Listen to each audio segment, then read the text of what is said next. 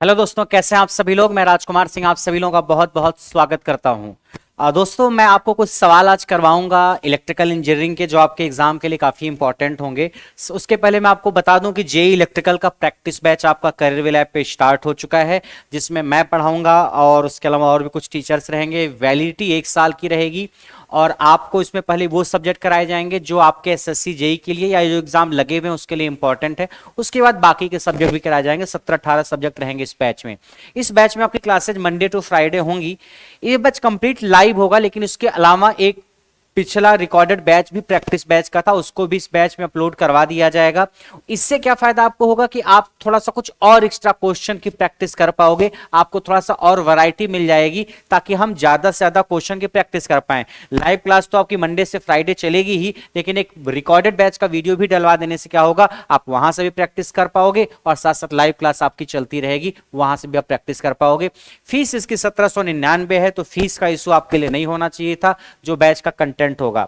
ठीक है, ये बैच करियरविल ऐप पे चल रहा है, आप वहां पे जाकर के इस बैच को ज्वाइन कर सकते हैं। और अगर आपको बैच से संबंधित कोई और डाउट है तो आप इस नंबर पे मैसेज करके, व्हाट्सएप मैसेज करके पूछ सकते हैं।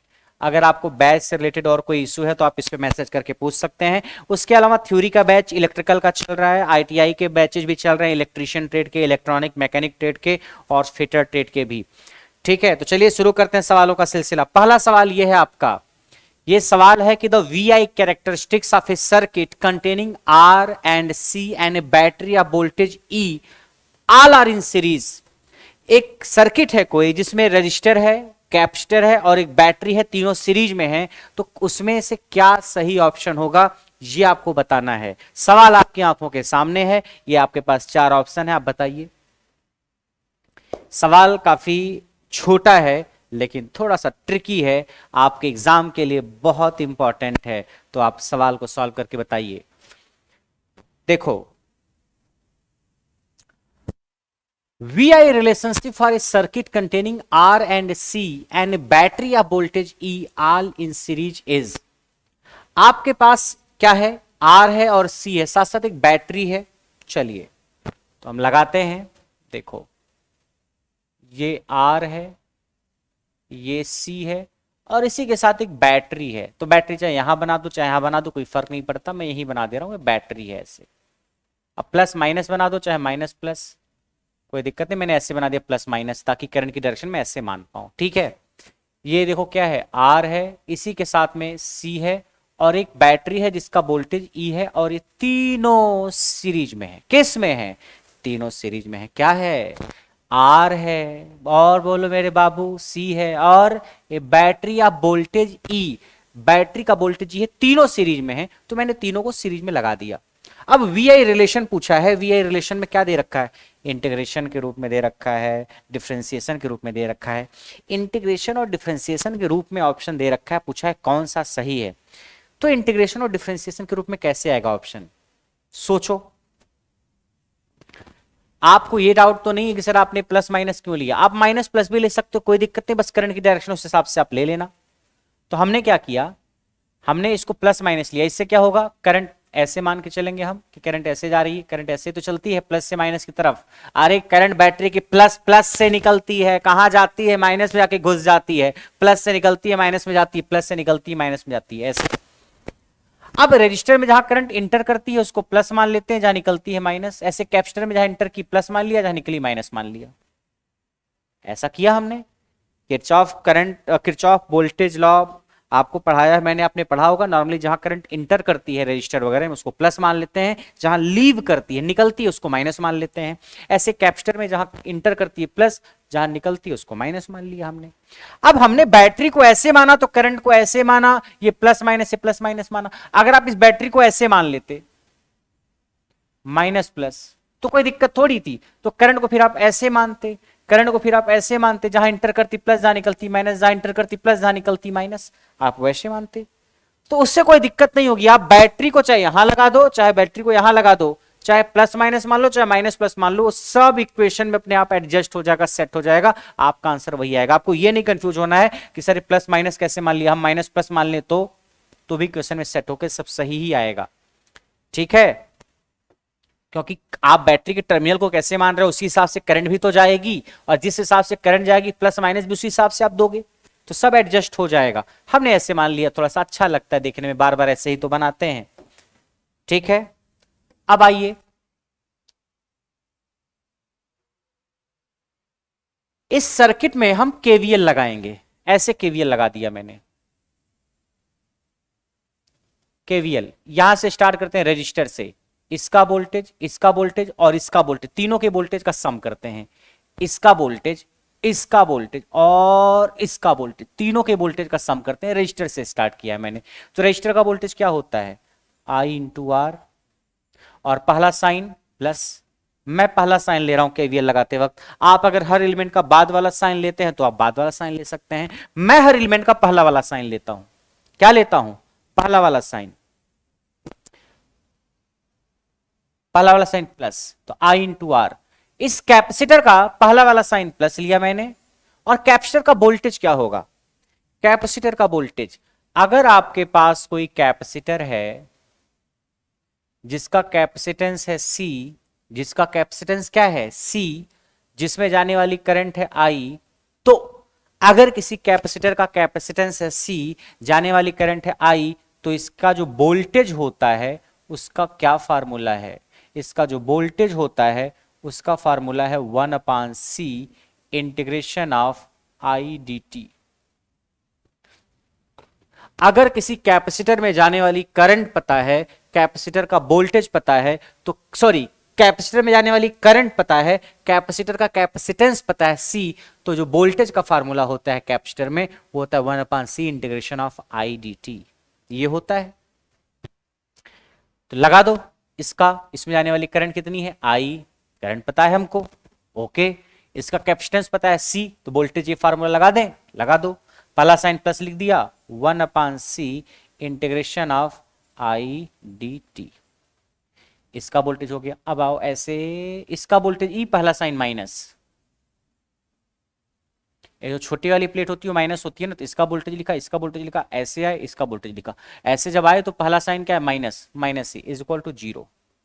ये हमने किया क्या, हमने इस लूप में केवीएल लगा दिया और एक इक्वेशन बना दी। इस इक्वेशन को, इस माइनस सी को उधर भेज दो तो क्या मिलेगा, E is equal to I R plus 1/C integration of I dt। एक तो ये मिल गया इक्वेशन 1, जो कि हमारे ऑप्शन में दे रखा है, E बराबर I R plus 1/C integration of I dt। E is equal to I R plus 1/C integration of I dt, वही तो है, E बराबर I R plus 1/C integration of I dt, यही है। पहला ऑप्शन तो सही है, यानी इंटीग्रेशन वाला जो ऑप्शन है उसमें ए सही है, पहला वाला। तीसरा वाला सही नहीं क्या ना, इंटीग्रेशन के रूप में लिखना है तब तो यही होगा, ये वाला इंटीग्रेशन के रूप में नहीं है। 1/C into I R integration of I dt, ना ये नहीं सही है। इंटीग्रेशन के रूप में लिखना है तो ये सही है, तो यानी ये वाला तो हमने निकाल लिया। अब ये चेक करना है क्या ये भी सही है क्या, दूसरा वाला। तो दूसरा वाला में इंटीग्रेशन तो नहीं है, कहीं कहीं इंटीग्रेशन है क्या, I/RC है, di/dt है, इंटीग्रेशन तो नहीं है। अब हम दूसरा वाला कैसे चेक करेंगे, हमारे वाले पास जो इक्वेशन है उसमें तो इंटीग्रेशन है। तो अब आपको चेक जो करना है ऑप्शन, उसमें डिफरेंशिएशन के रूप में दे रखा है। किस रूप में, डिफरेंशिएशन के रूप में। तो मैं, मेरे पास जो इक्वेशन आई है मैं उसको डिफरेंशिएट करूंगा, और डिफरेंशिएट करके मैं चेक करूंगा क्या इतना आ रहा है। करो डिफरेंशिएट, इस इक्वेशन को डिफरेंशिएट करूंगा मैं। क्या करूंगा, डिफरेंशिएट। डिफरेंशिएशन नहीं आता है आपको, नहीं आता है ना, मुझे पता है, चिंटू करा आता है सर, इतना नादान मत समझो आप। तो करो डिफरेंशिएशन, इस पूरी इक्वेशन को टी के रिस्पेक्ट में डिफरेंशिएट करो। तो ई को जब टी के रिस्पेक्ट में डिफरेंशिएट करोगे क्या होगा, लिख रहा हूं मैं, देखो, differentiate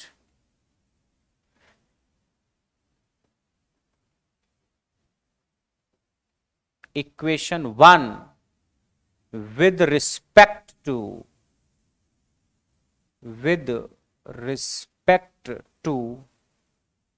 t, differentiate equation 1 with respect to t। तो E तो एक कांस्टेंट वैल्यू होगी ना, अरे बैटरी का वोल्टेज 10 वोल्ट या 20 वोल्ट जो भी होगा फिक्स होगा।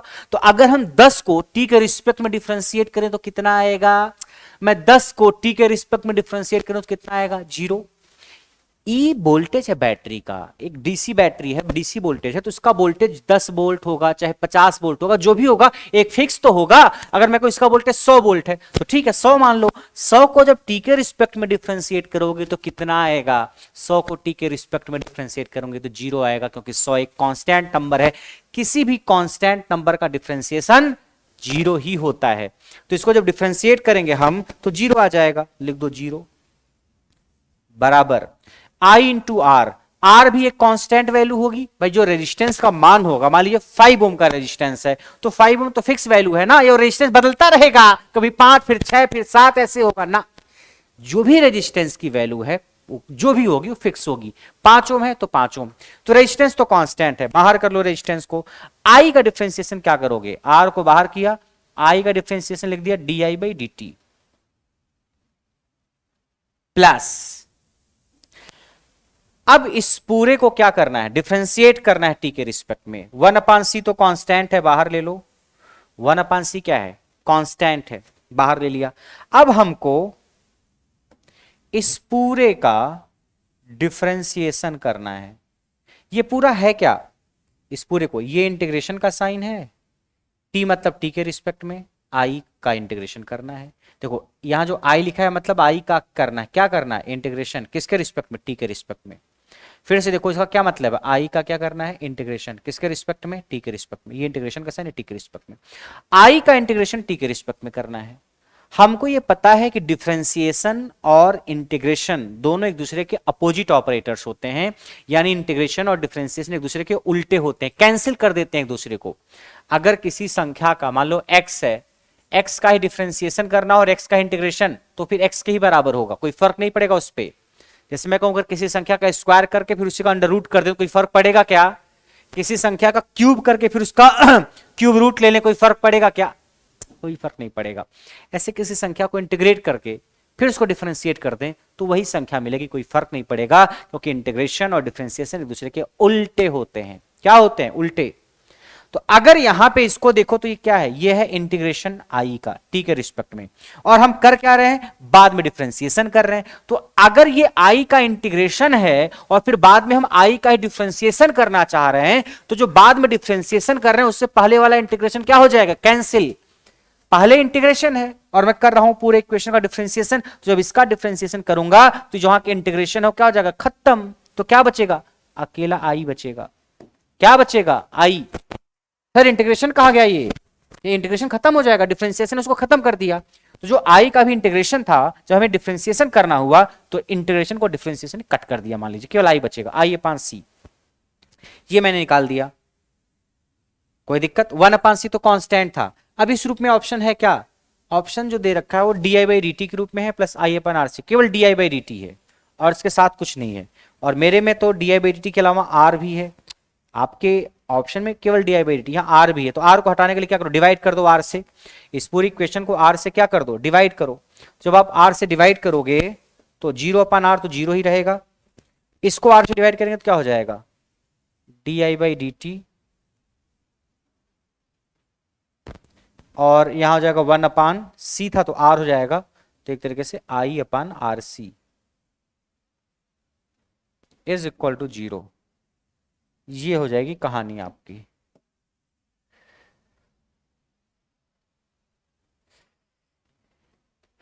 D I by d t plus I/RC equal to 0। क्या ये मैच किया?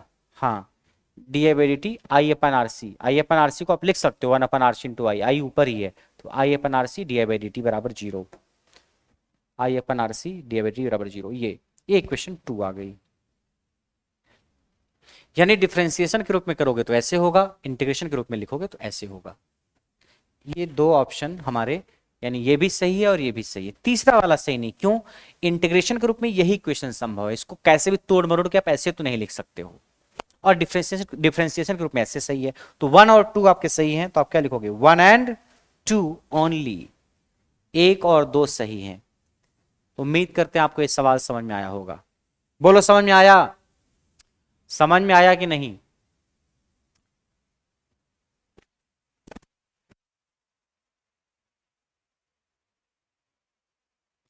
चलिए नेक्स्ट क्वेश्चन है आपके पास।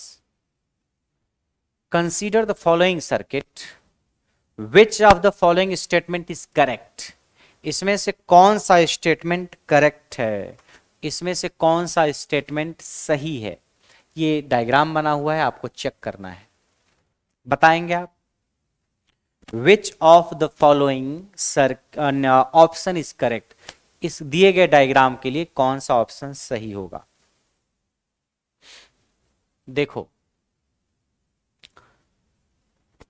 इसको देख करके हमें क्या लग रहा है, ये 2 ओम का हो सकता, कोई रेजिस्टेंस हो सकता, कोई इंपिडेंस हो, मतलब बैटरी वगैरह लगी है तो फिर रेजिस्टेंस ही मान के चलिए। 2 ओम का कोई रेजिस्टेंस है, ये 2 ओम का कोई रेजिस्टेंस है, ये 5 वोल्ट की बैटरी है, 5 वोल्ट की कोई बैटरी है।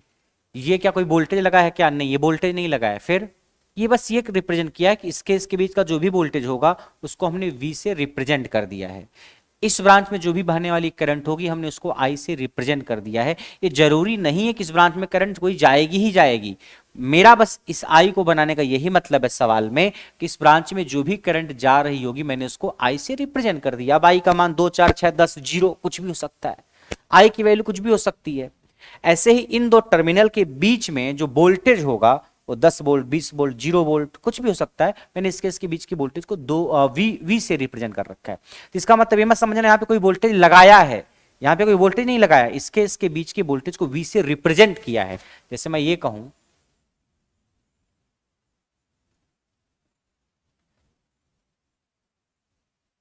जैसे ये कोई सर्किट है, तो क्या यहां मैंने इसके बीच में कोई वोल्टेज लगाया है क्या, इसके बीच में नहीं लगाया है, वोल्टेज तो केवल यहां लगा है। इसके बीच में कोई वोल्टेज लगाया है क्या, नहीं, वोल्टेज केवल यहां लगा है।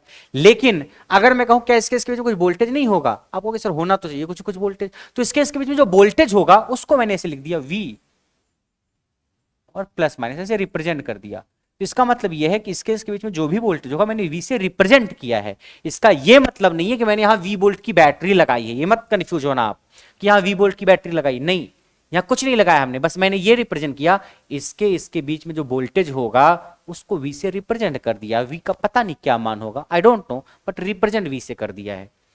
ठीक है, तो यहां V को रिप्रेजेंट किया है बस।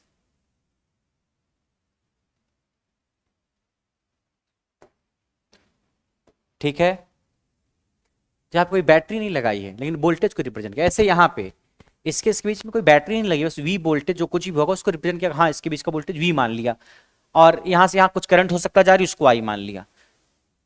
यहां पे एक्चुअली में जो बैटरी लगी है वो ये लगी है, ये लगी है, ये 2 रजिस्टर है मान लीजिए। पूछा गया है पैसिव है लीनियर है कैसा है। देखो, किसी भी डायग्राम में अगर एक भी एक्टिव एलिमेंट होता है तो उस नेटवर्क को हम एक्टिव नेटवर्क बोल सकते हैं। किसी भी नेटवर्क में अगर एक भी एक्टिव एलिमेंट होता है तो उसको हम एक्टिव नेटवर्क बोल सकते हैं। यानी किसी भी नेटवर्क में अगर एक भी एलिमेंट ऐसा होता है जो सोर्स ऑफ ईएमएफ होता है उसको हम एक्टिव एलिमेंट बोल सकते हैं। एक्टिव एलिमेंट का मतलब क्या, कि उसमें कोई इंडिपेंडेंट वोल्टेज सोर्स हो, उसमें कोई इंडिपेंडेंट करंट सोर्स हो। तो अगर किसी भी नेटवर्क में एक भी इंडिपेंडेंट वोल्टेज सोर्स आ गया या एक भी इंडिपेंडेंट करंट सोर्स आ गई तो उस नेटवर्क को हम एक्टिव नेटवर्क बोल सकते हैं। एक्टिव नेटवर्क हम कब बोल सकते हैं, अगर उसमें एक भी वोल्टेज सोर्स आ गया, वोल्टेज सोर्स मतलब इंडिपेंडेंट वोल्टेज सोर्स, या एक भी करंट सोर्स आ गया तो उसको हम एक्टिव नेटवर्क बोल सकते हैं। क्योंकि एक रहेगा तो करंट या वोल्टेज दे देगा। जैसे एक फैमिली में कुछ कमाई है कि नहीं, उस फैमिली की कुछ अर्निंग है कि नहीं है, हम कह सकते हैं। अगर फैमिली में 6 लोग हैं और एक आदमी भी कमाता हो, हम बोलेंगे इस फैमिली में अर्निंग है, अर्निंग मेंबर है, इस फैमिली में अर्निंग मेंबर है। अगर किसी फैमिली में एक भी आदमी पैसा नहीं कमाता तो हम उसको बोलेंगे इस अर्निंग फैमिली नहीं है, इसमें कोई पैसा नहीं कमाता है। तो इसी तरीके से अगर किसी नेटवर्क में एक भी बैटरी लगी हो, एक भी करंट सोर्स लगा हो, एक से ज्यादा लगे हो तो भी एक्टिव ही होगा, 2 3 4 बैटरी लगी हो तो भी एक्टिव, एक लगा हो तो भी एक्टिव। पैसिव कब बोलेंगे, जब किसी नेटवर्क में एक भी एक्टिव एलिमेंट ना हो तो उसको पैसिव बोल देंगे। इसमें आपको चेक करना है एक्टिव है कि पैसिव है। सर ये तो रजिस्टर है, कोई दिक्कत नहीं, ये तो है ना बैटरी करंट देने के लिए, ये बैटरी अगर करंट देगी तो हम इसको एक्टिव नेटवर्क बोल सकते हैं, लेकिन ये एक्टिव नेटवर्क नहीं कहा जाएगा। क्यों? इसको देख करके आपको कंफ्यूजन हो रहा होगा कि सर 5 वोल्ट की बैटरी, अभी 5 वोल्ट की बैटरी है तो ये नेटवर्क एक्टिव एलिमेंट वाला तो है, लेकिन हम इसको एक्टिव नेटवर्क में कंसीडर नहीं करेंगे। क्यों? आपको एक कंफ्यूजन होगा कि ये बैटरी है, ये भी बैटरी है। बैटरी है मतलब सोर्स ऑफ ईएमएफ है, सोर्स ऑफ ईएमएफ है मतलब आपके पास एनर्जी देने वाला कोई एलिमेंट है, तो आप इसको एक्टिव एलिमेंट समझ सकते हो, एक्टिव नेटवर्क समझ सकते हो। लेकिन ये एक्टिव नेटवर्क नहीं है। क्यों? क्योंकि अगर आप इन दोनों का रिजल्टेंट देखोगे तो ये दोनों एक दूसरे को कैंसिल कर रहे हैं। कैसे? अगर आप इन दोनों का रिजल्टेंट देखोगे तो दोनों जो बैटरी हैं एक दूसरे को क्या कर रही हैं? कैंसिल। देखो अगर कहीं पे ऐसे बैटरी लगी हो प्लस माइनस प्लस माइनस, अगर इसका वोल्टेज V1 हो और इसका वोल्टेज V2 हो तो आप क्या इसको लिखते हो? आप केवीएल लगाओ चाहे कैसे, इसका साइन पहला प्लस, इसका साइन पहला प्लस, तो V1 प्लस V2 इसका वोल्टेज हो जाएगा। अगर आप स्टेप एक बैटरी बना दो ऐसे, तो इसको आप लिखोगे V1 प्लस V2, जुड़ जाएगा। ठीक है, पहला प्लस दूसरा प्लस, भाई पहले का साइन प्लस लिया दूसरे का साइन प्लस लिया, V1 प्लस V2 हो गया। और अगर यही कहानी उल्टी होती, ऐसे होता प्लस माइनस और फिर माइनस प्लस,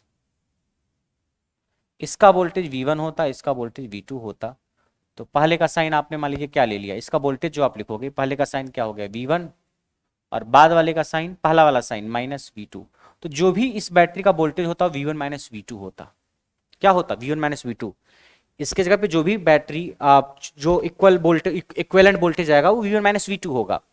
अब बैटरी की पोलैरिटी कैसी होगी डिपेंड करता है इसमें से कौन ज्यादा वोल्टेज। अगर V1 ज्यादा वोल्टेज का होगा तो ऐसे नेचर होगा इस बैटरी का, और अगर ये ज्यादा होगा V2 तो इस टाइप का नेचर होगा बैटरी का।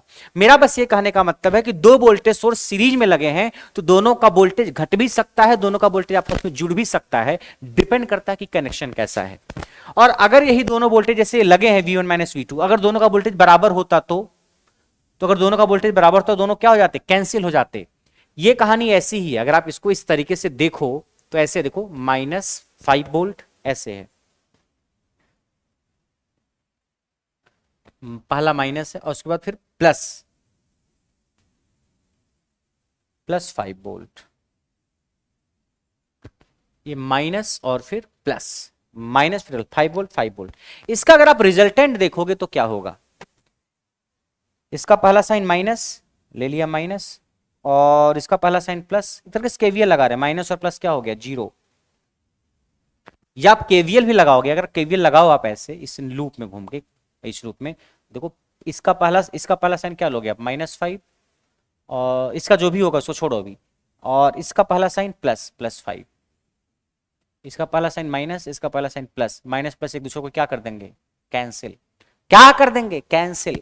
या आप ऐसे घूम जाओ तो भी कैंसिल ही करेंगे, कोई दिक्कत नहीं। आप ऐसे घूमोगे तो भी पहला साइन माइनस, पहला साइन माइनस और फिर पहला साइन प्लस, माइनस और प्लस क्या हो गए? कैंसिल। यानी चाहे ऐसे घूमो चाहे ऐसे घूमो, इन दोनों का वोल्टेज एक दूसरे को कैंसिल कर दे रहा। क्यों? क्योंकि इनका कनेक्शन ऐसा है, कनेक्शन ऐसा है और वोल्टेज का मैग्नीट्यूड भी सेम है। तो दोनों का कनेक्शन इस तरीके कि एक वोल्टेज में से दूसरा वोल्टेज घट रहा है और परिमाण में मैग्नीट्यूड में सेम है दोनों का वोल्टेज, इसलिए अगर आप इसका और इसका इक्विवेलेंट देखोगे तो दोनों का वोल्टेज एक दूसरे को बिल्कुल कैंसिल करके 0 बना दे रहा है। क्या बना दे रहा है? 0। इस टाइप का कनेक्शन है, 0 है। यानी इस नेटवर्क को देख करके तो लग सकता है आपको कि हां ये बैटरी है ये बैटरी है, मगर इन दोनों बैटरी का जो रिजल्टेंट होगा वो दोनों एक दूसरे को कैंसिल कर दे रहे हैं। और फाइनली इस नेटवर्क में कोई भी वोल्टेज सोर्स है ही नहीं। एक तरीके से there is no source of EMF. आपको लग रहा है सर दो है, तो दोनों हैं, मैग्नीट्यूड में सेम है, पोलैरिटी इस तरीके से कि कैंसिल कर दे रहे हैं। इस वजह से इनका रिजल्टेंट अगर आप दोनों का लोगे तो कोई करंट देने वाला है नहीं, कोई एनर्जी देने वाला एलिमेंट है ही नहीं। ये जितना दे रहा है उतना दूसरा भी दे रहा है और नेगेटिव के साथ दे रहा है। खत्म हो गया। बात आई समझ में? जैसे मैं कहूं किसी ने मेरी जेब में 100 रुपए डाले और दूसरे ने मेरी जेब में से 100 रुपए निकाल लिए, तो मेरे पास कितने रुपए? 0। और एक ने जेब में 100 रुपए डाले, दूसरे जेब में से 100 रुपए निकाले, मेरे पास कितने रुपए? 0। वही कहानी है। हाँ, अगर ये होता, ये 5 वोल्ट होता, ये 15 वोल्ट होता, तो नेट वोल्टेज कुछ आता। या ये 5 होता, ये 15 होता, तो नेट वोल्टेज कुछ आता। अगर मैं इसको 5 कर रहा हूं नहीं तो इसको 15 है, तो नेट वोल्टेज कुछ आएगा। मतलब ये 5 हो, ये 10 हो, ये 5 हो, ये 20 हो, या ये 5 हो, ये 15 हो, कुछ अलग अलग अगर हो तो आपका नेट वोल्टेज कुछ आता। मगर जो सवाल दे रखा है मैग्नीट्यूड दोनों का सेम है और कनेक्शन इस तरीके से दोनों वोल्टेज एक दूसरे को कैंसिल कर रहे हैं, यानी इस नेटवर्क में देखने में तो लग रहा है कि दो बैटरी लगी हुई है, मगर उन दोनों बैटरी का इफेक्टिव वैल्यू जीरो है। यानी मैं ये कहूंगा इस नेटवर्क में कोई भी एक्टिव एलिमेंट है ही नहीं, इस नेटवर्क में कोई भी वोल्टेज सोर्स है ही नहीं, इसमें कोई भी एनर्जी सप्लाई करने वाला है ही नहीं। There is no active element in this network, that's why this is a passive network. Sir ये वोल्टेज तो है ना, ना ये कोई बैटरी थोड़ी लगी है, फिर क्या है सर? ये इन दोनों पॉइंट के बीच के वोल्टेज को रिप्रेजेंट कर रहा है कि इसके बीच का जो भी वोल्टेज होगा मैंने उसको V मान के रिप्रेजेंट किया है। अगर इसके बीच का वोल्टेज कुछ भी नहीं है तो V बराबर जीरो, वो तो रिप्रेजेंट किया हमने कहा। इसमें कुछ अगर करंट जाएगी तो उसको I मान लिया, इसके बीच का जो भी वोल्टेज होगा V मान लिया, ये कोई बैटरी लगाई नहीं है। तो इस डायग्राम में वोल्टेज सोर्स तो लगे हुए हैं मगर उनकी इफेक्टिव वैल्यू एक दूसरे से कैंसिल हो जा रही है और कनेक्शन इस तरीके का है कि वो नलिफाई हो जा रहा है पूरी तरीके से। सो यहां पे हम कहेंगे इफेक्टिवली कोई भी एक्टिव एलिमेंट नहीं है, इसलिए सोर्स जो नेटवर्क है ये पैसिव नेटवर्क है। एक्टिव नेटवर्क हम बोल देते हैं, अगर एक भी वोल्टेज सोर्स अकेला होता तो हम एक्टिव नेटवर्क बोल देते हैं। दो दो हैं मगर दोनों कैंसिल कर दे रहे हैं, एक्टिव नेटवर्क नहीं बोलेंगे, क्या बोलेंगे? पैसिव। ये तो पता चल गया ये पैसिव नेटवर्क है, पैसिव। अब दूसरा देखना है लीनियर है कि नॉन लीनियर है, लीनियर है कि नॉन लीनियर है। भाई ये दोनों तो कैंसिल हो गए, बचा कौन? ये और ये आपका रजिस्टर होगा, रजिस्टर होगा। रजिस्टर क्या होता है? लीनियर होता है। रजिस्टर हो चाहे इंडक्टर हो चाहे कैपेसिटर हो, कैसे होते हैं? लीनियर। रजिस्टर हो चाहे इंडक्टर हो चाहे कैपेसिटर हो, कैसे होते हैं? लीनियर। तो 2 ओम और 2 ओम ये आपका रजिस्टर होगा। भाई रजिस्टर हो चाहे इंडक्टर हो चाहे कैपेसिटर हो, कुछ भी होता तो क्या होता? लीनियर। हाँ अगर यहां डायोड लगा देता या यहां पे थायरिस्टर लगा देता या यहां पे कोई क्लिपर क्लैंपर का सर्किट जीना डायोड लगा देता तो आप बोलते हैं नॉन लीनियर। अगर यहां पे एक जीना डायोड लगा देता मैं तो नॉन लीनियर हो जाता, यहां पे थायरिस्टर लगा देता तो नॉन लीनियर हो जाता। मगर यहां पे दो रजिस्टर या 2 ओम 2 ओम के, तो ये कैसा होगा? लीनियर। लीनियर लीनियर तो ये पैसिव है और लीनियर है, passive and linear, A option. कोई दिक्कत इसमें? इसमें कोई डाउट है तो बताइए। तो इस सवाल में आपको ये चेक करना था कि एक्टिव होगा या पैसिव होगा ये नेटवर्क। तो ये हमने नजर आया कि ये नेटवर्क दिखने में तो एक्टिव लग रहा था मगर एक्चुअली में ये पैसिव था।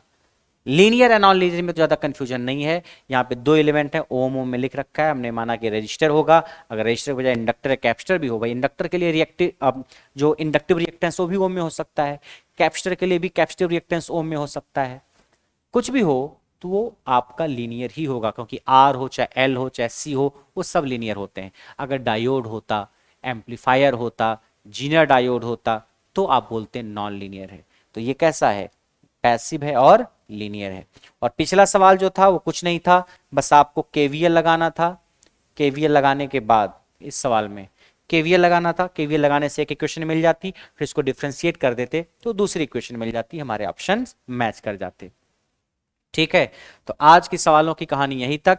बाकी प्रैक्टिस बैच आपका स्टार्ट हो चुका है करियर विल ऐप पे, आप वहां जा करके ज्वाइन कर सकते हैं। और अगर ज्वाइन करने में कोई इशू आ रहा है, कोई दिक्कत है तो आप इस नंबर पे व्हाट्सएप मैसेज करके पूछ सकते हैं। तो आज की कहानी इतनी ही, बाकी की कहानी हमारी नेक्स्ट क्लास में होगी।